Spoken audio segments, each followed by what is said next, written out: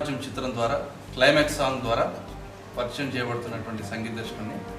So ఈ యొక్క మూవీలో అద్భుతమైనటువంటి పాట నాకు ఇచ్చి నన్ను ప్రోత్సహించినటువంటి డైరెక్టర్ విశంకర్ గారికి మరొకసారి నేను థ్యాంక్స్ చెప్పుకుంటున్నాను. సో ఈ సాంగ్లో ఫీమేల్ సింగర్స్ పల్లవి పాడారు. యాక్చువల్గా ఈ సాంగ్ కంపోజ్ చేసేటప్పుడు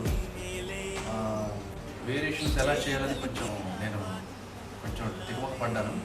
అయినప్పటికీ మళ్ళీ 3 times మళ్ళీ నేను డైరెక్టర్ గారిని అడిగి, సార్ నాకు ఒకసారి ఎక్స్ప్లెయిన్ చేయండి సిచ్యువేషన్ అప్పుడు డైరెక్టర్ గారు నాకు వాళ్ళు క్లీన్గా నన్ను ఇన్స్పైర్ అయ్యేటప్పుడు చాలా సంగీతం చాలా విషయాలు నాతో పంచుకున్నారు.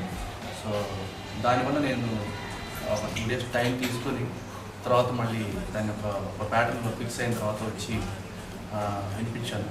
సో అది డెఫినెట్గా బాగుంది, ఇలా చేస్తే బాగుంటుందని నన్ను ఎంకరేజ్ చేశారు. సో ఈ సినిమాలో ప్రాముఖ్యంగా 6వ పాట క్లైమాక్స్ సాంగ్ నాకు కాన్సెప్ట్ దొరకడం నా లైఫ్కి నా కెరీర్కి నా ఫస్ట్ సాంగ్ కూడా నేను ఎంతో అదృష్టంగా భావిస్తున్నాను. సో ఆ సాంగ్ని ప్రజెంట్ చేయడానికి డైరెక్టర్ నన్ను ఎంతో ఇన్స్పైర్ చేసి సిచ్యువేషన్ నాకు ఎక్స్ప్లెయిన్ చేసి సో మంచి సాంగ్ చేయడానికి నాకు ఎంతో ఇన్స్పిరేషన్ కలిగించారు. So really I'm thankful to my director who gives the story for me.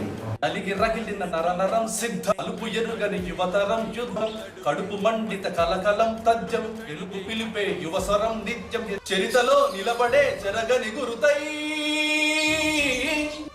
యువరాజం